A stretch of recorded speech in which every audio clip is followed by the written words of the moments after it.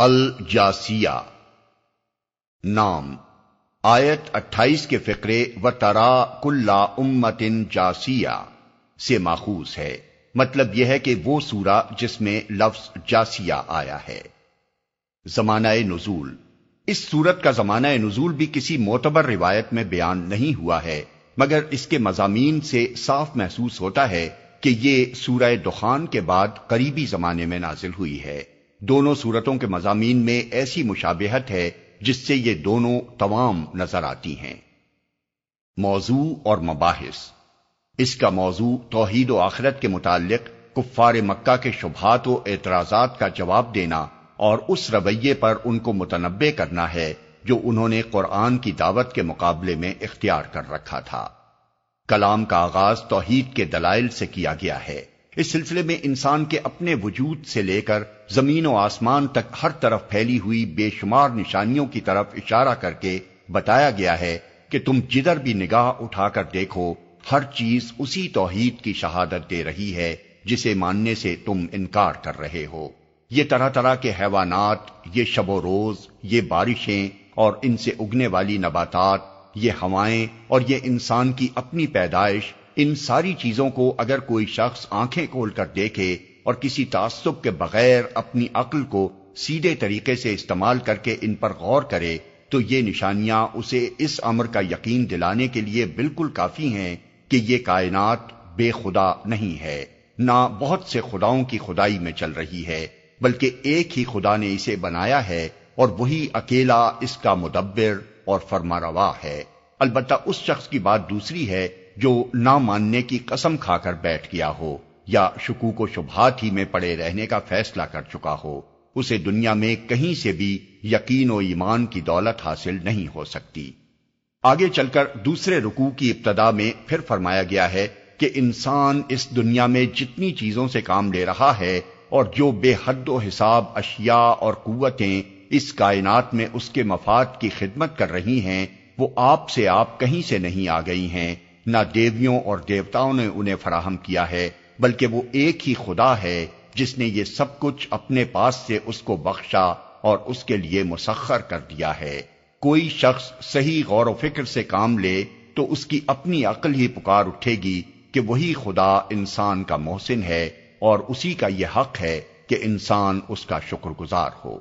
اس کے بعد کفار مکہ کو اس ہٹ دھرمی، استکبار، استہزاء اور اصرار علی الکفر پر سخت ملامت کی گئی ہے جس سے وہ قرآن کی دعوت کا مقابلہ کر رہے تھے، اور انہیں خبردار کیا گیا ہے کہ یہ قرآن وہی نعمت لے کر آیا ہے جو پہلے بنی اسرائیل کو دی گئی تھی، جس کی بدولت وہ تمام اقوام عالم پر فضیلت کے مستحق ہوئے تھے۔ انہوں نے جب اس نعمت کی ناقدری کی اور دین میں اختلاف کر کے اسے کھو دیا تو اب یہ دولت تمہارے ہاں بھیجی گئی ہے۔ یہ ایک ایسا ہدایت نامہ ہے جو دین کی صاف شاہراہ انسان کو دکھاتا ہے۔ جو لوگ اپنی جہالت و حماقت سے اس کو رد کر دیں گے وہ اپنی ہی تباہی کا سامان کریں گے، اور خدا کی تائید و رحمت کے مستحق صرف وہی لوگ ہوں گے جو اس کی پیروی قبول کر کے تقوی کی روش پر قائم ہو جائیں۔ اسی سلسلے میں رسول اللہ صلی اللہ علیہ وسلم کے متابعین کو ہدایت کی گئی ہے کہ یہ خدا سے بے خوف لوگ تمہارے ساتھ جو بےہودگیاں کر رہے ہیں ان پر درگزر اور تحمل سے کام لو۔ تم صبر کرو گے تو خدا خود ان سے نمٹے گا اور تمہیں اس صبر کا اجر عطا فرمائے گا۔ پھر عقیدہ آخرت کے متعلق کفار کے جاہلانہ خیالات پر کلام کیا گیا ہے۔ وہ کہتے تھے کہ زندگی بس اسی دنیا کی زندگی ہے، اس کے بعد کوئی دوسری زندگی نہیں ہے۔ ہم گردش ایام سے بس اسی طرح مرتے ہیں جس طرح ایک گھڑی چلتے چلتے رک جائے۔ موت کے بعد کوئی روح باقی نہیں رہتی جسے قبض کیا جاتا ہو اور پھر کسی وقت دوبارہ لا کر انسانی جسم میں پھونک دیا جائے۔ اس چیز کا اگر تمہیں دعویٰ ہے تو ہمارے مرے ہوئے آباء و اجداد کو زندہ کر کے دکھاؤ۔ اس کے جواب میں اللہ تعالیٰ نے پے در پے چند دلائل ارشاد فرمائے ہیں۔ ایک یہ کہ تم یہ بات کسی علم کی بنا پر نہیں کہہ رہے ہو بلکہ محض گمان کی بنیاد پر اتنا بڑا حکم لگا بیٹھے ہو۔ کیا فی الواقع تمہیں یہ علم ہے کہ مرنے کے بعد کوئی دوسری زندگی نہیں ہے اور روحیں قبض نہیں کی جاتی بلکہ فنا ہو جاتی ہیں؟ دوسرے یہ کہ تمہارے اس دعوے کی بنیاد زیادہ سے زیادہ بس یہ ہے کہ تم نے کسی مرنے والے کو اٹھ کر دنیا میں آتے نہیں دیکھا ہے؟ کیا یہ بات اتنا بڑا دعویٰ کر دینے کے لیے کافی ہے کہ مرنے والے پھر کبھی نہیں اٹھیں گے؟ کیا تمہارے تجربے اور مشاہدے میں کسی چیز کا نہ آنا یہ معنی رکھتا ہے کہ تمہیں اس چیز کے نہ ہونے کا علم حاصل ہے؟ تیسرے یہ کہ یہ بات سراسر عقل اور انصاف کے خلاف ہے کہ نیک اور بد، فرما بردار اور نافرمان، ظالم اور مظلوم، آخر کار سب یکساں کر دیے جائیں، کسی بھلائی کا کوئی اچھا نتیجہ اور کسی برائی کا کوئی برا نتیجہ نہ نکلے، نہ کسی مظلوم کی داد رسی ہو اور نہ کوئی ظالم اپنے کیے کی سزا پائے، بلکہ سب ایک ہی انجام سے دوچار ہوں۔ خدا کی اس کائنات کے متعلق جس نے یہ تصور قائم کیا ہے، اس نے بڑا ہی غلط تصور قائم کیا ہے۔ اس تصور کو ظالم اور بدکار لوگ تو اس لیے اختیار کرتے ہیں کہ وہ اپنے افعال کا برا نتیجہ نہیں دیکھنا چاہتے، لیکن خدا کی یہ خدائی اندھیر نگری نہیں ہے، بلکہ یہ ایک برحق نظام ہے جس میں نیک و بد کو بالآخر یکساں کر دینے کا ظلم ہرگز نہیں ہو سکتا۔ چوتھے یہ کہ یہ انکار آخرت کا عقیدہ اخلاق کے لیے سخت تباہ کن ہے۔ اس کو اختیار وہی لوگ کرتے ہیں جو اپنے نفس کے بندے بنے ہوئے ہیں، اور اس لیے کرتے ہیں کہ انہیں بندگی نفس کی کھلی چھوٹ مل جائے۔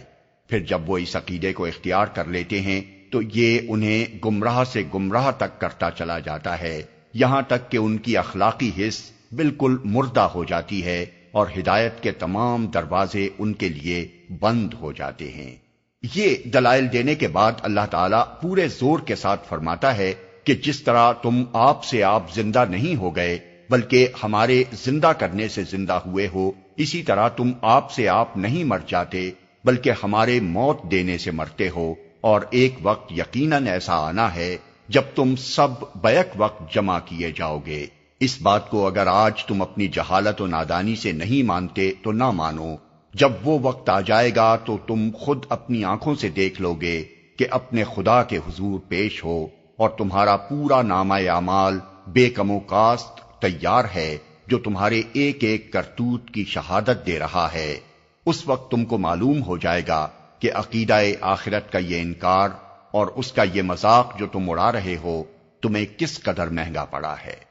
بسم اللہ الرحمن الرحیم۔ شروع اللہ کے نام سے جو رحمان و رحیم ہے۔ ہا میم۔ اس کتاب کا نزول اللہ کی طرف سے ہے جو زبردست اور حکیم ہے۔ یہ سورہ کی مختصر تمہید ہے جس میں سامعین کو دو باتوں سے خبردار کیا گیا ہے۔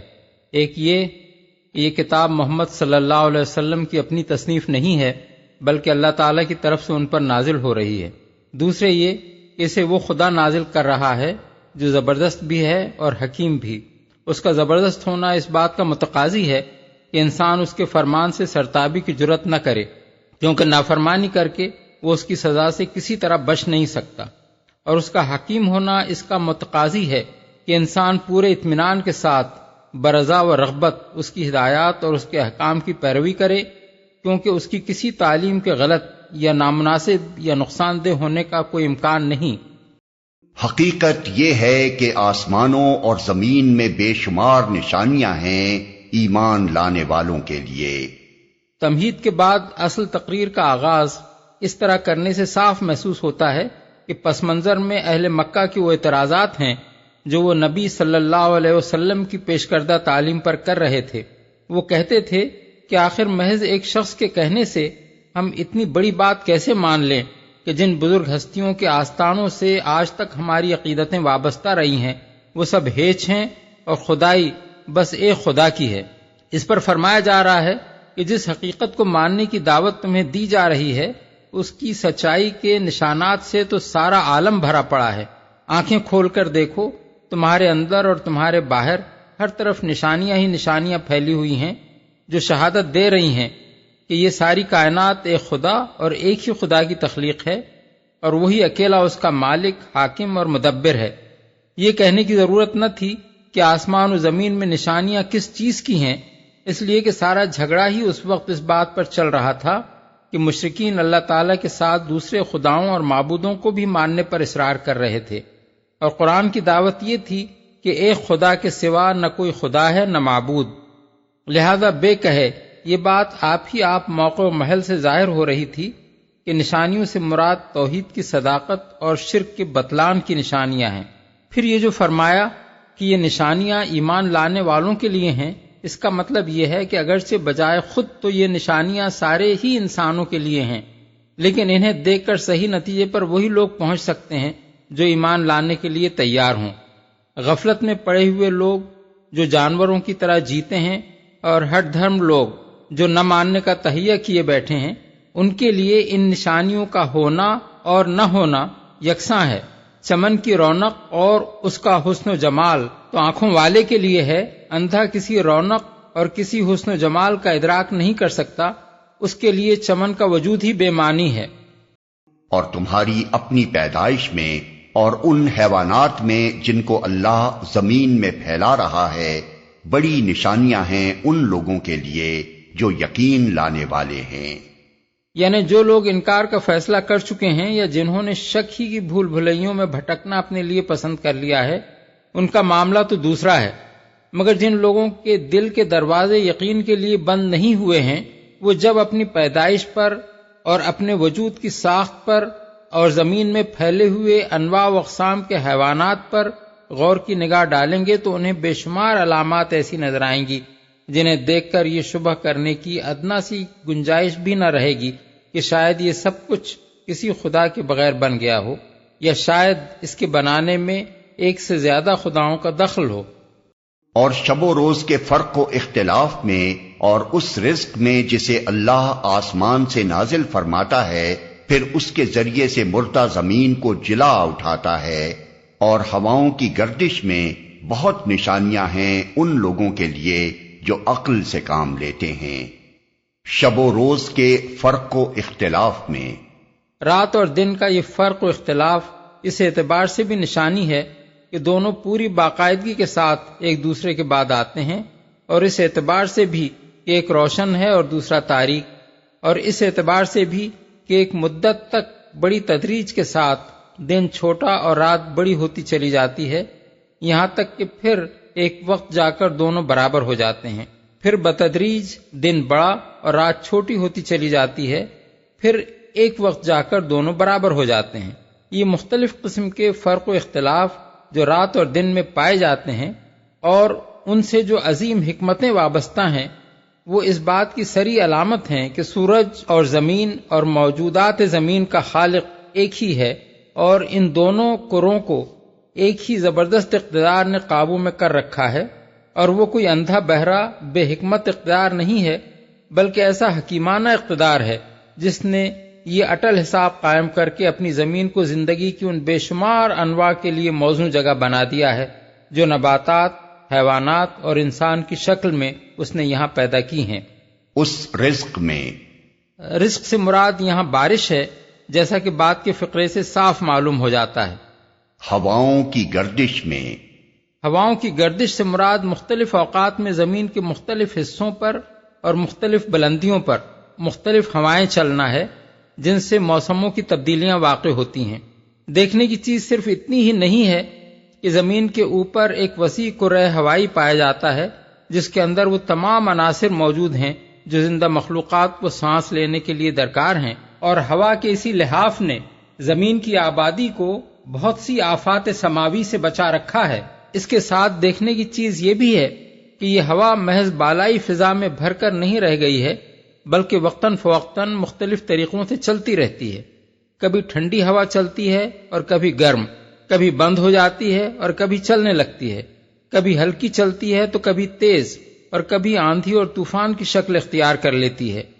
کبھی خشک ہوا چلتی ہے اور کبھی مرطوب، کبھی بارش لانے والی ہوا چلتی ہے اور کبھی اس کو اڑا لے جانے والی ہوا چل پڑتی ہے۔ یہ طرح طرح کی ہوائیں کچھ یوں ہی اندھا دھند نہیں چلتی، بلکہ ان کا ایک قانون اور ایک نظام ہے جو شہادت دیتا ہے کہ یہ انتظام کمال درجہ حکمت پر مبنی ہے اور اس سے بڑے اہم مقاصد پورے ہو رہے ہیں۔ پھر اس کا بڑا گہرا تعلق اس سردی اور گرمی سے ہے جو زمین اور سورج کے درمیان بدلتی ہوئی مناسبتوں کے مطابق گھٹتی اور بڑھتی رہتی ہے، اور مزید برآں اس کا نہایت گہرا تعلق موسمی تغیرات اور بارشوں کی تقسیم سے بھی ہے۔ یہ ساری چیزیں پکار کر کہہ رہی ہیں کہ کسی اندھی فطرت نے اتفاقاً یہ انتظامات نہیں کر دیے ہیں۔ نہ سورج اور زمین اور ہوا اور پانی اور نباتات اور حیوانات کے الگ الگ مدبر ہیں، بلکہ لازماً ایک ہی خدا ان سب کا خالق ہے، اور اسی کی حکمت نے ایک مقصد عظیم کے لیے یہ انتظام قائم کیا ہے، اور اسی کی قدرت سے یہ پوری باقاعدگی کے ساتھ ایک مقرر قانون پر چل رہا ہے۔ یہ اللہ کی نشانیاں ہیں جنہیں ہم تمہارے سامنے ٹھیک ٹھیک بیان کر رہے ہیں۔ اب آخر اللہ اور اس کی آیات کے بعد اور کون سی بات ہے جس پر یہ لوگ ایمان لائیں گے؟ یعنی جب اللہ کی ہستی اور اس کی وحدانیت پر خود اللہ ہی کے بیان کیے ہوئے یہ دلائل سامنے آ جانے کے بعد بھی یہ لوگ ایمان نہیں لاتے، تو اب کیا چیز ایسی آ سکتی ہے جس سے انہیں دولت ایمان نصیب ہو جائے؟ اللہ کا کلام تو وہ آخری چیز ہے جس کے ذریعے سے کوئی شخص یہ نعمت پا سکتا ہے، اور ایک اندیکھی حقیقت کا یقین دلانے کے لیے زیادہ سے زیادہ جو معقول دلائل ممکن ہیں وہ اس کلام پاک میں پیش کر دیے گئے ہیں۔ اس کے بعد اگر کوئی انکار ہی کرنے پر تلا ہوا ہو تو انکار کرتا رہے، اس کے انکار سے حقیقت نہیں بدل جائے گی۔ تباہی ہے ہر اس جھوٹے بدعمال شخص کے لیے جس کے سامنے اللہ کی آیات پڑھی جاتی ہیں اور وہ ان کو سنتا ہے، پھر پورے استکبار کے ساتھ اپنے کفر پر اس طرح اڑا رہتا ہے گویا اس نے ان کو سنا ہی نہیں۔ ایسے شخص کو دردناک عذاب کا مژدہ سنا دو، گویا اس نے ان کو سنا ہی نہیں۔ بالفاظ دیگر فرق اور بہت بڑا فرق ہے اس شخص میں جو نیک نیتی کے ساتھ اللہ کی آیات کو کھلے دل سے سنتا اور سنجیدگی کے ساتھ ان پر غور کرتا ہے، اور اس شخص میں جو انکار کا پیشگی فیصلہ کر کے سنتا ہے اور کسی غور و فکر کے بغیر اپنے اسی فیصلے پر قائم رہتا ہے جو ان آیات کو سننے سے پہلے وہ کر چکا تھا۔ پہلی قسم کا آدمی اگر آج ان آیات کو سن کر ایمان نہیں لا رہا ہے تو اس کی وجہ یہ نہیں ہے کہ وہ کافر رہنا چاہتا ہے، بلکہ اس کی وجہ یہ ہے کہ وہ مزید اطمینان کا طالب ہے۔ اس لیے اگر اس کے ایمان لانے میں دیر بھی لگ رہی ہے تو یہ بات عین متوقع ہے کہ کل کوئی دوسری آیت اس کے دل میں اتر جائے اور وہ مطمئن ہو کر مان لے۔ لیکن دوسری قسم کا آدمی کبھی کوئی آیت سن کر بھی ایمان نہیں لا سکتا، کیونکہ وہ پہلے ہی آیات الہی کے لیے اپنے دل کے دروازے بند کر چکا ہے۔ اس حالت میں بالعموم وہ لوگ مبتلا ہوتے ہیں جن کے اندر تین صفات موجود ہوتی ہیں۔ ایک یہ کہ وہ جھوٹے ہوتے ہیں، اس لیے صداقت ان کو اپیل نہیں کرتی۔ دوسرے یہ کہ وہ بدعمل ہوتے ہیں، اس لیے کسی ایسی تعلیم و ہدایت کو مان لینا انہیں سخت ناگوار ہوتا ہے جو ان پر اخلاقی پابندیاں عائد کرتی ہو۔ تیسرے یہ کہ وہ اس گھمنڈ میں مبتلا ہوتے ہیں کہ ہم سب کچھ جانتے ہیں، ہمیں کوئی کیا سکھائے گا، اس لیے اللہ کی جو آیات انہیں سنائی جاتی ہیں ان کو وہ سرے سے کسی غور و فکر کا مستحق ہی نہیں سمجھتے، اور ان کے سننے کا حاصل بھی وہی کچھ ہوتا ہے جو نہ سننے کا تھا۔ ہماری آیات میں سے کوئی بات جب اس کے علم میں آتی ہے تو وہ ان کا مذاق بنا لیتا ہے۔ ایسے سب لوگوں کے لیے ذلت کا عذاب ہے، ان کے آگے جہنم ہے۔ جو کچھ بھی انہوں نے دنیا میں کمایا ہے اس میں سے کوئی چیز ان کے کسی کام نہ آئے گی، نہ ان کے وہ سرپرست ہی ان کے لیے کچھ کر سکیں گے جنہیں اللہ کو چھوڑ کر انہوں نے اپنا ولی بنا رکھا ہے۔ ان کے لیے بڑا عذاب ہے، وہ ان کا مذاق بنا لیتا ہے۔ یعنی اسی ایک آیت کا مذاق اڑانے پر اکتفا نہیں کرتا بلکہ تمام آیات کا مذاق اڑانے لگتا ہے۔ مثلا جب وہ سنتا ہے کہ قرآن میں فلاں بات بیان ہوئی ہے تو اسے سیدھے معنی میں لینے کی بجائے پہلے تو اسی میں کوئی ٹیڑھ تلاش کر کے نکال لاتا ہے تاکہ اسے مذاق کا موضوع بنائے، پھر اس کا مذاق اڑانے کے بعد کہتا ہے اجی ان کے کیا کہنے ہیں، وہ تو روز ایک سے ایک نرالی بات سنا رہے ہیں، دیکھو فلاں آیت میں انہوں نے یہ دلچسپ بات کہی ہے اور فلاں آیت کے لطائف کا تو جواب ہی نہیں ہے۔ ان کے آگے جہنم ہے۔ اصل الفاظ ہیں من ورائہم جہنم۔ ورا کا لفظ عربی زبان میں ہر اس چیز کے لیے بولا جاتا ہے جو آدمی کی نظر سے اوجھل ہو، خواہ وہ آگے ہو یا پیچھے۔ اس لیے دوسرا ترجمہ ان الفاظ کا یہ بھی ہو سکتا ہے کہ ان کے پیچھے جہنم ہے۔ اگر پہلے معنی لیے جائیں تو مطلب یہ ہوگا کہ وہ بے خبر منہ اٹھائے اس راہ پر دوڑے جا رہے ہیں اور انہیں احساس نہیں ہے کہ آگے جہنم ہے جس میں وہ جا کر گرنے والے ہیں۔ دوسرے معنی لینے کی صورت میں مطلب یہ ہوگا کہ وہ آخرت سے بے فکر ہو کر اپنی اس شرارت میں مشغول ہیں اور انہیں پتہ نہیں ہے کہ جہنم ان کے پیچھے لگی ہوئی ہے۔ اپنا ولی بنا رکھا ہے۔ یہاں ولی کا لفظ دو معنوں میں استعمال ہوا ہے۔ ایک وہ دیویاں اور دیوتا اور زندہ یا مردہ پیشوا جن کے متعلق مشرکین نے یہ سمجھ رکھا ہے کہ جو شخص ان کا متوسل ہو وہ خواہ دنیا میں کچھ ہی کرتا رہے، خدا کے ہاں اس کی پکڑ نہ ہو سکے گی، کیونکہ ان کی مداخلت اسے خدا کے غضب سے بچا لے گی۔ دوسرے وہ سردار اور لیڈر اور عمراء و حکام جنہیں خدا سے بے نیاز ہو کر لوگ اپنا رہنما اور مطاع بناتے ہیں اور آنکھیں بند کر کے ان کی پیروی کرتے ہیں، اور انہیں خوش کرنے کے لیے خدا کو ناخوش کرنے میں تعامل نہیں کرتے۔ یہ آیت ایسے سب لوگوں کو خبردار کرتی ہے کہ جب اس روش کے نتیجے میں جہنم سے ان کو سابقہ پیش آئے گا تو ان دونوں قسم کے سرپرستوں میں سے کوئی بھی انہیں بچانے کے لیے آگے نہ بڑھے گا۔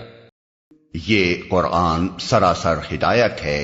اور ان لوگوں کے لیے بلا کا دردناک عذاب ہے جنہوں نے اپنے رب کی آیات کو ماننے سے انکار کیا۔ وہ اللہ ہی تو ہے جس نے تمہارے لیے سمندر کو مسخر کیا تاکہ اس کے حکم سے کشتیاں اس میں چلیں اور تم اس کا فضل تلاش کرو اور شکر گزار ہو۔ اس کا فضل تلاش کرو یعنی سمندر میں تجارت، ماہی گیری، غواصی، جہاز رانی اور دوسرے ذرائع سے رزق حلال حاصل کرنے کی کوشش کرو۔ اس نے زمین اور آسمانوں کی ساری ہی چیزوں کو تمہارے لیے مسخر کر دیا، سب کچھ اپنے پاس سے۔ اس میں بڑی نشانیاں ہیں ان لوگوں کے لیے جو غور و فکر کرنے والے ہیں۔ سب کچھ اپنے پاس سے۔ اس فقرے کے دو مطلب ہیں۔ ایک یہ کہ اللہ کا یہ عطیہ دنیا کے بادشاہوں کا سا عطیہ نہیں ہے جو رعیت سے حاصل کیا ہوا مال رعیت ہی میں سے کچھ لوگوں کو بخش دیتے ہیں، بلکہ کائنات کی یہ ساری نعمتیں اللہ کی اپنی پیدا کردہ ہیں اور اس نے اپنی طرف سے یہ انسان کو عطا فرمائی ہیں۔ دوسرے یہ کہ نہ ان نعمتوں کے پیدا کرنے میں کوئی اللہ کا شریک، نہ انہیں انسان کے لیے مسخر کرنے میں کسی اور ہستی کا کوئی دخل، تنہا اللہ ہی ان کا خالق بھی ہے اور اسی نے اپنی طرف سے وہ انسان کو عطا کی ہیں۔ غور و فکر کرنے والے ہیں، یعنی اس تسخیر میں اور ان چیزوں کو انسان کے لیے نافع بنانے میں غور و فکر کرنے والوں کے لیے بڑی نشانیاں ہیں۔ یہ نشانیاں اس حقیقت کی طرف کھلا کھلا اشارہ کر رہی ہیں کہ زمین سے لے کر آسمانوں تک کائنات کی تمام اشیاء اور قوتوں کا خالق و مالک اور مدبر و منتظم ایک ہی خدا ہے، جس نے ان کو ایک قانون کا تابع بنا رکھا ہے، اور وہی خدا انسان کا رب ہے جس نے اپنی قدرت اور حکمت اور رحمت سے ان تمام اشیاء اور قوتوں کو انسان کی زندگی، اس کی معیشت، اس کی آسائش، اس کی ترقی اور اس کی تہذیب و تمدن کے لیے سازگار و مددگار بنایا ہے، اور تنہا وہی خدا انسان کی عبودیت اور شکر گزاری اور نیازمندی کا مستحق ہے، نہ کہ کچھ دوسری ہستیاں جن کا نہ ان اشیاء اور قوتوں کے پیدا کرنے میں کوئی حصہ، نہ انہیں انسان کے لیے مسخر کرنے اور نافع بنانے میں کوئی دخل۔ اے نبی، ایمان لانے والوں سے کہہ دو کہ جو لوگ اللہ کی طرف سے برے دن آنے کا کوئی اندیشہ نہیں رکھتے، ان کی حرکتوں پر درگزر سے کام لیں تاکہ اللہ خود ایک گروہ کو اس کی کمائی کا بدلہ دے۔ اندیشہ نہیں رکھتے۔ اصل الفاظ ہیں الذین لا یرجون ایام اللہ۔ لفظی ترجمہ یہ ہوگا کہ جو لوگ اللہ کے دنوں کی توقع نہیں رکھتے، لیکن عربی محاورے میں ایسے مواقع پر ایام سے مراد محض دن نہیں بلکہ وہ یادگار دن ہوتے ہیں جن میں اہم تاریخی واقعات پیش آئے ہوں۔ مثلا ایام العرب کا لفظ تاریخ عرب کے اہم واقعات اور قبائل عرب کی ان بڑی بڑی لڑائیوں کے لیے بولا جاتا ہے جنہیں بعد کی نسلیں صدیوں تک یاد کرتی رہی ہیں۔ یہاں ایام اللہ سے مراد کسی قوم کے وہ برے دن ہیں جب اللہ کا غضب اس پر ٹوٹ پڑے اور اپنے کرتوتوں کی پاداش میں وہ تباہ کر کے رکھ دی جائے۔ اسی معنی کے لحاظ سے ہم نے اس فقرے کا ترجمہ یہ کیا ہے کہ جو لوگ اللہ کی طرف سے برے دن آنے کا کوئی اندیشہ نہیں رکھتے، یعنی جن کو یہ خیال نہیں ہے کبھی وہ دن بھی آئے گا جب ہمارے ان افعال پر ہماری شامت آئے گی، اور اسی غفلت نے ان کو ظلم و ستم پر دلیر کر دیا ہے۔ کمائی کا بدلہ دے۔ مفسرین نے اس آیت کے دو مطلب بیان کیے ہیں،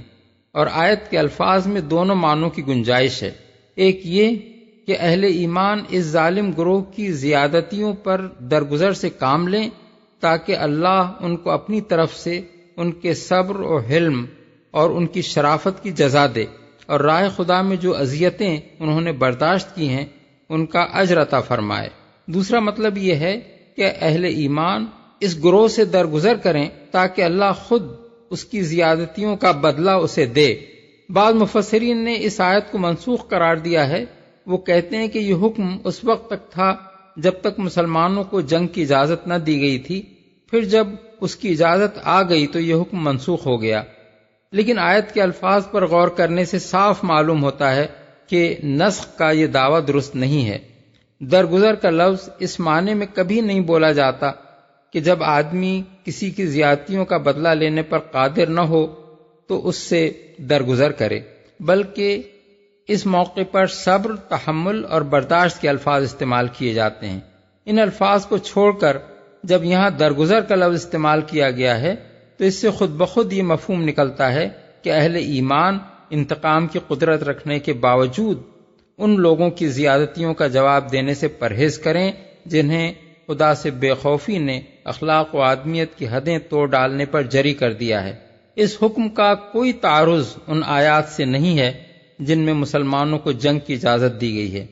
جنگ کی اجازت کا تعلق اس حالت سے ہے جب مسلمانوں کی حکومت کسی کافر قوم کے خلاف باقاعدہ کارروائی کرنے کی کوئی معقول وجہ پائے، اور عفو و درگزر کا حکم ان عام حالات کے لیے ہے جن میں اہل ایمان کو خدا سے بے خوف لوگوں کے ساتھ کسی نہ کسی طرح سے سابقہ پیش آئے اور وہ انہیں اپنی زبان و قلم اور اپنے برتاؤ سے طرح طرح کی اذیتیں دیں۔ اس حکم کا مقصود یہ ہے کہ مسلمان اپنے مقام بلند سے نیچے اتر کر ان پست اخلاق لوگوں سے الجھنے اور جھگڑنے اور ان کی ہر بےہودگی کا جواب دینے پر نہ اتر آئیں جب تک شرافت اور معقولیت کے ساتھ کسی الزام یا اعتراض کا جواب دینا یا کسی زیادتی کی مدافعت کرنا ممکن ہو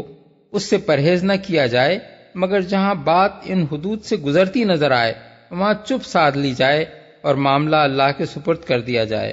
مسلمان ان سے خود الجھیں گے تو اللہ ان سے نمٹنے کے لیے انہیں ان کے حال پر چھوڑ دے گا،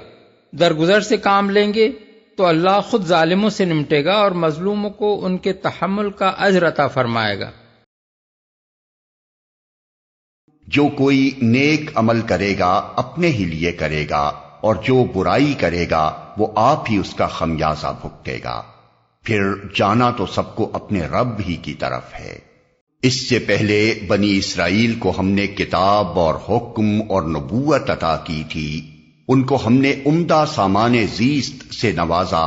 دنیا بھر کے لوگوں پر انہیں فضیلت عطا کی اور دین کے معاملے میں انہیں واضح ہدایات دے دیں۔ پھر جو اختلاف ان کے درمیان رونما ہوا وہ ناواقفیت کی وجہ سے نہیں بلکہ علم آ جانے کے بعد ہوا، اور اس بنا پر ہوا کہ وہ آپس میں ایک دوسرے پر زیادتی کرنا چاہتے تھے۔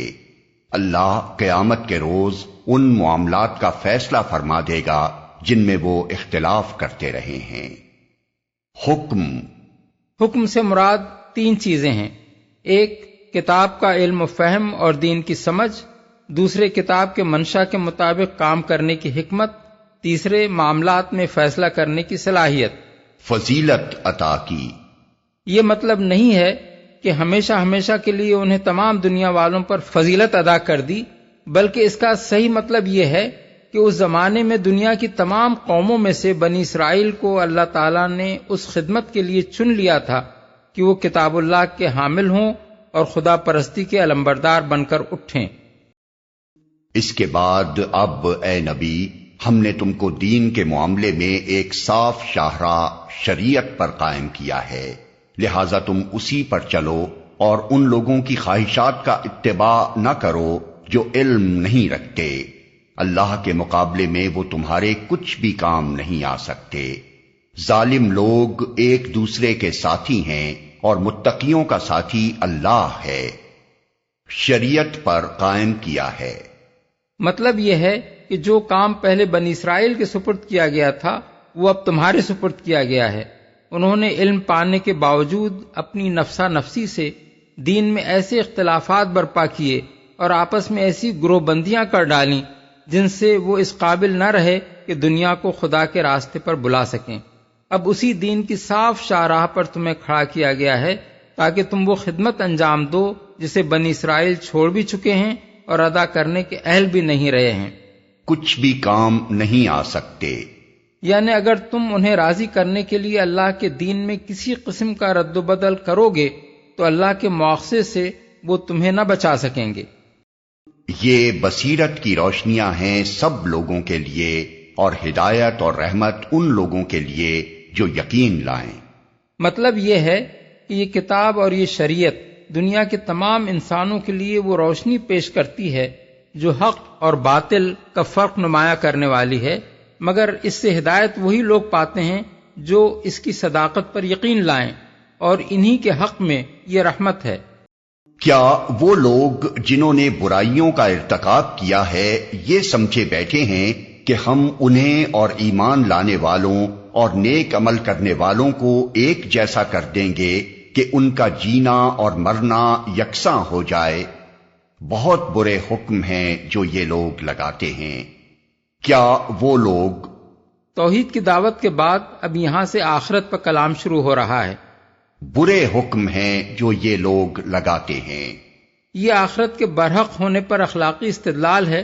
اخلاق میں خیر و شر اور اعمال میں نیکی و بدی کے فرق کا لازمی تقاضا یہ ہے کہ اچھے اور برے لوگوں کا انجام یکساں نہ ہو، بلکہ اچھوں کو ان کی اچھائی کا اچھا بدلہ ملے اور برے اپنی برائی کا برا بدلہ پائیں۔ یہ بات اگر نہ ہو اور نیکی و بدی کا نتیجہ ایک ہی جیسا ہو تو سرے سے اخلاق میں خوبی و زشتی کی تمیز ہی بے معنی ہو جاتی ہے اور خدا پر بے انصافی کا الزام عائد ہوتا ہے۔ جو لوگ دنیا میں بدی کی راہ چلتے ہیں وہ تو ضرور یہ چاہتے ہیں کہ کوئی جزا و سزا نہ ہو، کیونکہ یہ تصور ہی ان کے عیش کو منغص کر دینے والا ہے، لیکن خداوند عالم کی حکمت اور اس کے عدل سے یہ بات بالکل بعید ہے کہ وہ نیک و بد سے ایک جیسا معاملہ کرے اور کچھ نہ دیکھے کہ مومن صالح نے دنیا میں کس طرح زندگی بسر کی ہے اور کافر و فاسق یہاں کیا گل کھلاتا رہا ہے۔ ایک شخص عمر بھر اپنے اوپر اخلاق کی پابندیاں لگائے رہا، حق والوں کے حق ادا کرتا رہا، ناجائز فائدوں اور لذتوں سے اپنے آپ کو محروم کیے رہا اور حق و صداقت کی خاطر طرح طرح کے نقصانات برداشت کرتا رہا۔ دوسرے شخص نے اپنی خواہشات ہر ممکن طریقے سے پوری کیں، نہ خدا کا حق پہچانا اور نہ بندوں کے حقوق پر دست درازی کرنے سے باز آیا۔ جس طرح سے بھی اپنے لیے فائدے اور لذتیں سمیٹ سکتا تھا سمیٹتا چلا گیا۔ کیا خدا سے یہ امید کی جا سکتی ہے کہ ان دونوں قسم کے آدمیوں کی زندگی کے اس فرق کو وہ نظر انداز کر دے گا؟ مرتے دم تک جن کا جینا یکساں نہیں رہا ہے، موت کے بعد اگر ان کا انجام یکساں ہو تو خدا کی خدائی میں اس سے بڑھ کر اور کیا بے انصافی ہو سکتی ہے؟ اللہ نے تو آسمانوں اور زمین کو برحق پیدا کیا ہے اور اس لیے کیا ہے کہ ہر متنفس کو اس کی کمائی کا بدلہ دیا جائے۔ لوگوں پر ظلم ہرگز نہ کیا جائے گا۔ برحق پیدا کیا ہے، یعنی اللہ تعالیٰ نے زمین اور آسمان کی تخلیق کھیل کے طور پر نہیں کی ہے، بلکہ یہ ایک بامقصد حکیمانہ نظام ہے۔ اس نظام میں یہ بات بالکل ناقابل تصور ہے کہ اللہ کے دیے ہوئے اختیارات اور ذرائع و وسائل کو صحیح طریقے سے استعمال کر کے جن لوگوں نے اچھا کارنامہ انجام دیا ہو اور انہیں غلط طریقے سے استعمال کر کے جن دوسرے لوگوں نے ظلم و فساد برپا کیا ہو، یہ دونوں قسم کے انسان آخر کار مر کر مٹی ہو جائیں اور اس موت کے بعد کوئی دوسری زندگی نہ ہو جس میں انصاف کے مطابق ان کے اچھے اور برے اعمال کا کوئی اچھا یا برا نتیجہ نکلے۔ اگر ایسا ہو تو یہ کائنات ایک کھلنڈرے کا کھلونا ہوگی، نہ کہ ایک حکیم کا بنایا ہوا بامقصد نظام۔ لوگوں پر ظلم ہرگز نہ کیا جائے گا۔ اس سیاق و سباق میں اس فقرے کا صاف مطلب یہ ہے کہ اگر نیک انسانوں کو ان کی نیکی کا اجر نہ ملے اور ظالموں کو ان کے ظلم کی سزا نہ دی جائے اور مظلوموں کی کبھی داد رسی نہ ہو تو یہ ظلم ہوگا۔ خدا کی خدائی میں ایسا ظلم ہرگز نہیں ہو سکتا۔ اسی طرح خدا کے ہاں ظلم کی یہ دوسری صورت بھی کبھی رونما نہیں ہو سکتی کہ کسی نیک انسان کو اس کے استحقاق سے کم اجر دیا جائے یا کسی بد انسان کو اس کے استحقاق سے زیادہ سزا دے دی جائے۔ پھر کیا تم نے کبھی اس شخص کے حال پر بھی غور کیا جس نے اپنی خواہش نفس کو اپنا خدا بنا لیا اور اللہ نے علم کے باوجود اسے گمراہی میں پھینک دیا اور اس کے دل اور کانوں پر مہر لگا دی اور اس کی آنکھوں پر پردہ ڈال دیا۔ اللہ کے بعد اب اور کون ہے جو اسے ہدایت دے؟ کیا تم لوگ کوئی سبق نہیں لیتے؟ اپنا خدا بنا لیا۔ خواہش نفس کو خدا بنا لینے سے مراد یہ ہے کہ آدمی اپنی خواہش کا بندہ بن کر رہ جائے، جس کام کو اس کا دل چاہے اسے کر گزرے، خواہ خدا نے اسے حرام کیا ہو، اور جس کام کو اس کا دل نہ چاہے اسے نہ کرے، خواہ خدا نے اسے فرض کر دیا ہو۔ جب آدمی اس طرح کسی کی اطاعت کرنے لگے تو اس کے معنی یہ ہیں کہ اس کا معبود خدا نہیں ہے بلکہ وہ ہے جس کی وہ اس طرح اطاعت کر رہا ہے، قطع نظر اس سے کہ وہ زبان سے اس کو اپنا الہ اور معبود کہتا ہو یا نہ کہتا ہو، اور اس کا بت بنا کر اس کی پوجا کرتا ہو یا نہ کرتا ہو، اس لیے کہ ایسی بے چون و چرا اطاعت ہی اس کے معبود بن جانے کے لیے کافی ہے۔ اور اس عملی شرک کے بعد ایک آدمی صرف اس بنا پر شرک کے جرم سے بری نہیں ہو سکتا کہ اس نے اپنے اس مطاع کو زبان سے معبود نہیں کہا ہے اور سجدہ اس کو نہیں کیا ہے۔ اس آیت کی یہی تشریح دوسرے اکابر مفسرین نے بھی کی ہے۔ ابن جریر اس کا مطلب یہ بیان کرتے ہیں کہ اس نے اپنی خواہش نفس کو معبود بنا لیا، جس چیز کی نفس نے خواہش کی اس کا ارتکاب کر گزرا، نہ اللہ کے حرام کیے ہوئے کو حرام کیا، نہ اس کے حلال کیے ہوئے کو حلال کیا۔ ابو بکر جساس اس کے معنی یہ بیان کرتے ہیں کہ وہ خواہش نفس کی اس طرح اطاعت کرتا ہے جیسے کوئی خدا کی اطاعت کرے۔ زمخشری اس کی تشریح یوں کرتے ہیں کہ وہ خواہش نفس کا نہایت فرما بردار ہے، جدھر اس کا نفس اسے بلاتا ہے اسی طرف وہ چلا جاتا ہے، گویا کہ وہ اس کی بندگی اس طرح کرتا ہے جیسے کوئی شخص اپنے خدا کی بندگی کرے۔ علم کے باوجود اصل الفاظ ہیں اضلہ اللہ علی علم۔ ایک مطلب ان الفاظ کا یہ ہو سکتا ہے کہ وہ شخص عالم ہونے کے باوجود اللہ کی طرف سے گمراہی میں پھینکا گیا کیونکہ وہ خواہش نفس کا بندہ بن گیا تھا۔ دوسرا مطلب یہ بھی ہو سکتا ہے کہ اللہ نے اپنے اس علم کی بنا پر کہ وہ اپنے نفس کی خواہش کو اپنا خدا بنا بیٹھا ہے اسے گمراہی میں پھینک دیا، آنکھوں پر پردہ ڈال دیا۔ اللہ کے کسی کو گمراہی میں پھینک دینے اور اس کے دل اور کانوں پر مہر لگا دینے اور اس کی آنکھوں پر پردہ ڈال دینے کی تشریح اس سے پہلے ہم متعدد مقامات پر اس کتاب میں کر چکے ہیں۔ تم لوگ کوئی سبق نہیں لیتے۔ جس سیاق و سباق میں یہ آیت آئی ہے اس سے یہ بات خود بخود واضح ہو جاتی ہے کہ آخرت کا انکار دراصل وہی لوگ کرتے ہیں جو خواہشات نفس کی بندگی کرنا چاہتے ہیں اور عقیدہ آخرت کو اپنی اس آزادی میں مانے سمجھتے ہیں۔ پھر جب وہ آخرت کا انکار کر دیتے ہیں تو ان کی بندگی نفس اور زیادہ بڑھتی چلی جاتی ہے اور وہ اپنی گمراہی میں روز بروز زیادہ ہی بھٹکتے چلے جاتے ہیں۔ کوئی برائی ایسی نہیں ہوتی جس کے ارتکاب سے وہ باز رہ جائیں، کسی کا حق مارنے میں انہیں تامل نہیں ہوتا، کسی ظلم اور زیادتی کا موقع پا جانے کے بعد ان سے یہ توقع ہی نہیں کی جا سکتی کہ وہ اس سے صرف اس لیے رک جائیں گے کہ حق و انصاف کا کوئی احترام ان کے دلوں میں ہے۔ جن واقعات کو دیکھ کر کوئی انسان عبرت حاصل کر سکتا ہے وہی واقعات ان کی آنکھوں کے سامنے بھی آتے ہیں، مگر وہ ان سے الٹا یہ نتیجہ اخذ کرتے ہیں کہ ہم جو کچھ کر رہے ہیں ٹھیک کر رہے ہیں اور ہمیں یہی کچھ کرنا چاہیے۔ کوئی کلمہ نصیحت ان پر کارگر نہیں ہوتا۔ جو دلیل بھی کسی انسان کو برائی سے روکنے کے لیے مفید ہو سکتی ہے وہ ان کے دل کو اپیل نہیں کرتی، بلکہ وہ ڈھونڈ ڈھونڈ کر ساری دلیلیں اپنی اسی بے قید آزادی کے حق میں نکالتے چلے جاتے ہیں، اور ان کے دل و دماغ کسی اچھی فکر کے بجائے شب و روز اپنی اغراض و خواہشات ہر ممکن طریقے سے پوری کرنے کی ادھیڑ بن ہی میں لگے رہتے ہیں۔ یہ اس بات کا صریح ثبوت ہے کہ عقیدہ آخرت کا انکار انسانی اخلاق کے لیے تباہ کن ہے۔ آدمی کو آدمیت کے دائرے میں اگر کوئی چیز رکھ سکتی ہے تو وہ صرف یہ احساس ہے کہ ہم غیر ذمہ دار نہیں ہیں، بلکہ ہمیں خدا کے حضور اپنے اعمال کی جواب دہی کرنی ہوگی۔ اس احساس سے خالی ہو جانے کے بعد کوئی شخص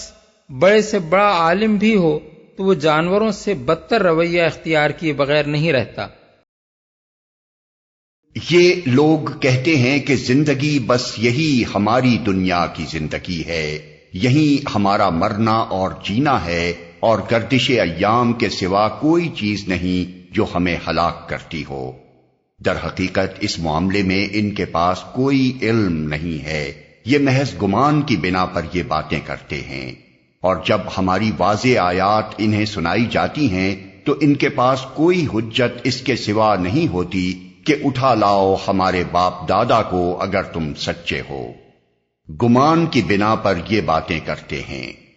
یعنی کوئی ذریعہ علم ایسا نہیں ہے جس سے ان کو بتحقیق یہ معلوم ہو گیا ہو کہ زندگی کے بعد انسان کے لیے کوئی دوسری زندگی نہیں ہے، اور یہ بات بھی انہیں معلوم ہو گئی ہو کہ انسان کی روح کسی خدا کے حکم سے قبض نہیں کی جاتی ہے،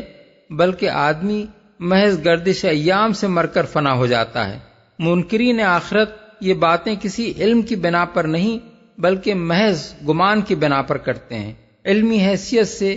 اگر وہ بات کریں تو زیادہ سے زیادہ جو کچھ کہہ سکتے ہیں وہ بس یہ ہے کہ ہم نہیں جانتے کہ مرنے کے بعد کوئی زندگی ہے یا نہیں، لیکن یہ ہرگز نہیں کہہ سکتے کہ ہم جانتے ہیں کہ اس زندگی کے بعد کوئی دوسری زندگی نہیں ہے۔ اسی طرح علمی طریقے پر وہ یہ جاننے کا دعویٰ نہیں کر سکتے کہ آدمی کی روح خدا کے حکم سے نکالی نہیں جاتی ہے، بلکہ وہ محض اسی طرح مر کر ختم ہو جاتا ہے جیسے ایک گھڑی چلتے چلتے رک جائے۔ زیادہ سے زیادہ جو کچھ وہ کہہ سکتے ہیں وہ صرف یہ ہے کہ ہم ان دونوں میں سے کسی کے متعلق یہ نہیں جانتے کہ فی الواقع کیا صورت پیش آتی ہے۔ اب سوال یہ ہے کہ جب انسانی ذرائع علم کی حد تک زندگی بعد موت کے ہونے یا نہ ہونے اور قبض روح واقع ہونے یا گردش ایام سے آپ مر جانے کا یکساں احتمال ہے، تو آخر کیا وجہ ہے کہ یہ لوگ امکان آخرت کے احتمال کو چھوڑ کر حتمی طور پر انکار آخرت کے حق میں فیصلہ کر ڈالتے ہیں؟ کیا اس کی وجہ اس کے سوا کچھ اور ہے کہ دراصل اس مسئلے کا آخری فیصلہ وہ دلیل کے بنا پر نہیں بلکہ اپنی خواہش کی بنا پر کرتے ہیں؟ چونکہ ان کا دل یہ نہیں چاہتا کہ مرنے کے بعد کوئی زندگی ہو، اور موت کی حقیقت نیستی اور عدم نہیں بلکہ خدا کی طرف سے قبض روح ہو، اس لیے وہ اپنے دل کی مانگ کو اپنا عقیدہ بنا لیتے ہیں اور دوسری بات کا انکار کر دیتے ہیں۔ واضح آیات انہیں سنائی جاتی ہیں، یعنی وہ آیات جن میں آخرت کے امکان پر مضبوط عقلی دلائل دیے گئے ہیں اور جن میں یہ بتایا گیا ہے کہ اس کا ہونا عین حکمت و انصاف کا تقاضا ہے، اور اس کے نہ ہونے سے یہ سارا نظام عالم بے معنی ہو جاتا ہے۔ اگر تم سچے ہو۔ دوسرے الفاظ میں ان کی اس حجت کا مطلب یہ تھا کہ جب کوئی ان سے یہ کہے کہ موت کے بعد دوسری زندگی ہوگی تو اسے لازماً قبر سے ایک مردہ اٹھا کر ان کے سامنے لے آنا چاہیے، اور اگر ایسا نہیں کیا جاتا تو وہ یہ نہیں مان سکتے کہ مرے ہوئے انسان کسی وقت اثر نو زندہ کر کے اٹھائے جانے والے ہیں۔ حالانکہ یہ بات سرے سے کسی نے بھی ان سے نہیں کہی تھی کہ اس دنیا میں متفرق طور پر وقتاً فوقتاً مردوں کو دوبارہ زندہ کیا جاتا رہے گا، بلکہ جو کچھ کہا گیا تھا وہ یہ تھا کہ قیامت کے بعد اللہ تعالیٰ بیک وقت تمام انسانوں کو اثر نو زندہ کرے گا اور ان سب کے اعمال کا محاسبہ کر کے جزا اور سزا کا فیصلہ فرمائے گا۔ اے نبی، ان سے کہو اللہ ہی تمہیں زندگی بخشتا ہے، پھر وہی تمہیں موت دیتا ہے، پھر وہی تم کو اس قیامت کے دن جمع کرے گا جس کے آنے میں کوئی شک نہیں، مگر اکثر لوگ جانتے نہیں ہیں۔ وہی تمہیں موت دیتا ہے۔ یہ جواب ہے ان کی اس بات کا کہ موت گردش ایام سے آپ آ جاتی ہے، اس پر فرمایا جا رہا ہے کہ نہ تمہیں زندگی اتفاقاً ملتی ہے نہ تمہاری موت خود بخود واقع ہو جاتی ہے، ایک خدا ہے جو تمہیں زندگی دیتا ہے اور وہی اسے سلب کرتا ہے، کوئی شک نہیں۔ یہ جواب ہے ان کی اس بات کا کہ اٹھا لاؤ ہمارے باپ دادا کو۔ اس پر فرمایا جا رہا ہے کہ یہ اب نہیں ہوگا اور متفرق طور پر نہیں ہوگا، بلکہ ایک دن سب انسانوں کی جمع کرنے کے لیے مقرر ہے، مگر اکثر لوگ جانتے نہیں ہیں۔ یعنی جہالت اور قصور فکر و نظر ہی لوگوں کے انکار آخرت کا اصل سبب ہے، ورنہ حقیقت میں تو آخرت کا ہونا نہیں بلکہ اس کا نہ ہونا بعید از عقل ہے۔ کائنات کے نظام اور خود اپنے وجود پر کوئی شخص صحیح طریقے سے غور کرے تو اسے خود محسوس ہو جائے گا کہ آخرت کے آنے میں کسی شک کی گنجائش نہیں۔ زمین اور آسمانوں کی بادشاہی اللہ ہی کی ہے، اور جس روز قیامت کی گھڑی آ کھڑی ہوگی اس دن باطل پرست خسارے میں پڑ جائیں گے۔ زمین اور آسمانوں کی بادشاہی اللہ ہی کی ہے۔ سیاق و سباق کو نگاہ میں رکھ کر دیکھا جائے تو اس فقرے سے خود بخود یہ مفہوم نکلتا ہے کہ جو خدا اس عظیم الشان کائنات پر فرما روائی کر رہا ہے، اس کی قدرت سے یہ بات ہرگز بعید نہیں ہے کہ جن انسانوں کو وہ پہلے پیدا کر چکا ہے انہیں دوبارہ وجود میں لے آئے۔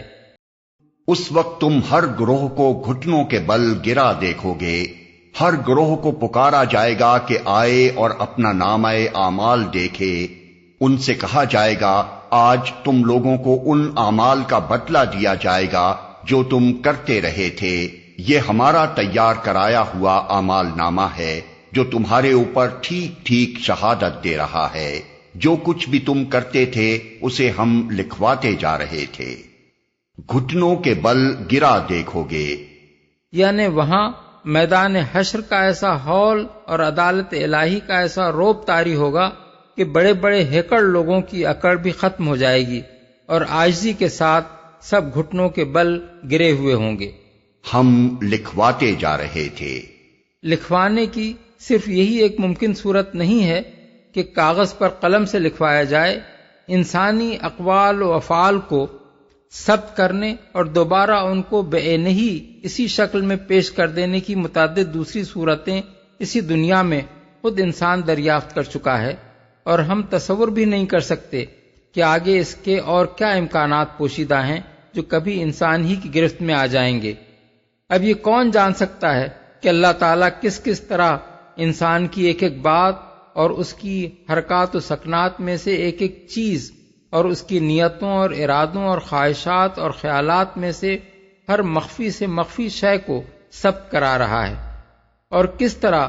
وہ ہر آدمی، ہر گروہ اور ہر قوم کا پورا کارنامہ حیات بے کم و کاست اس کے سامنے لا رکھے گا۔ پھر جو لوگ ایمان لائے تھے اور نیک عمل کرتے رہے تھے انہیں ان کا رب اپنی رحمت میں داخل کرے گا، اور یہی صریح کامیابی ہے۔ اور جن لوگوں نے کفر کیا تھا ان سے کہا جائے گا کیا میری آیات تم کو نہیں سنائی جاتی تھیں، مگر تم نے تکبر کیا اور مجرم بن کر رہے۔ اور جب کہا جاتا تھا کہ اللہ کا وعدہ برحق ہے اور قیامت کے آنے میں کوئی شک نہیں، تو تم کہتے تھے کہ ہم نہیں جانتے قیامت کیا ہوتی ہے، ہم تو بس ایک گمان سا رکھتے ہیں، یقین ہم کو نہیں ہے۔ تم نے تکبر کیا، یعنی اپنے گھمنڈ میں تم نے یہ سمجھا کہ اللہ کی آیات کو مان کر مطیع فرمان بن جانا تمہاری شان سے فروتر ہے اور تمہارا مقام بندگی کے مقام سے بہت اونچا ہے۔ یقین ہم کو نہیں ہے۔ اس سے پہلے آیت 24 میں جن لوگوں کا ذکر گزر چکا ہے وہ آخرت کا قطعی اور کھلا انکار کرنے والے تھے، اور یہاں ان لوگوں کا ذکر کیا جا رہا ہے جو اس کا یقین نہیں رکھتے، اگرچہ گمان کی حد تک اس کے امکان سے منکر نہیں ہیں۔ بظاہر ان دونوں گروہوں میں اس لحاظ سے بڑا فرق ہے کہ ایک بالکل منکر ہے اور دوسرا اس کے ممکن ہونے کا گمان رکھتا ہے، لیکن نتیجے اور انجام کے لحاظ سے ان دونوں میں کوئی فرق نہیں، اس لیے کہ آخرت کے انکار اور اس پر یقین نہ ہونے کے اخلاقی نتائج بالکل ایک جیسے ہیں۔ کوئی شخص خواہ آخرت کو نہ مانتا ہو، یا اس کا یقین نہ رکھتا ہو، دونوں صورتوں میں لازماً وہ خدا کے سامنے اپنی جواب دہی کے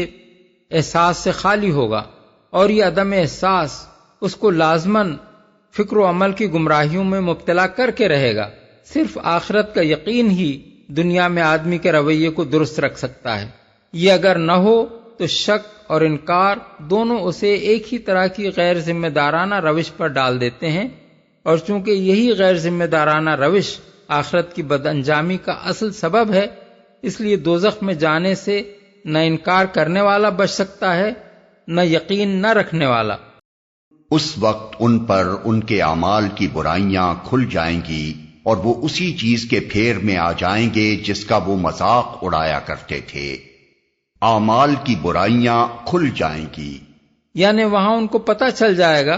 کہ اپنے جن طور طریقوں اور عادات و خصائل اور اعمال و مشاغل کو وہ دنیا میں بہت خوب سمجھتے تھے، وہ سب ناخوب تھے۔ اپنے آپ کو غیر جواب دہ فرض کر کے انہوں نے ایسی بنیادی غلطی کر ڈالی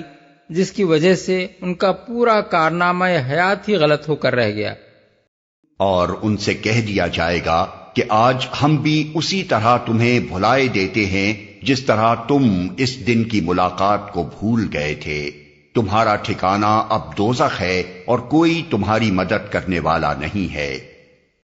یہ تمہارا انجام اس لیے ہوا ہے کہ تم نے اللہ کی آیات کا مذاق بنا لیا تھا اور تمہیں دنیا کی زندگی نے دھوکے میں ڈال دیا تھا، لہذا آج نہ یہ لوگ دوزخ سے نکالے جائیں گے اور نہ ان سے کہا جائے گا کہ معافی مانگ کر اپنے رب کو راضی کرو۔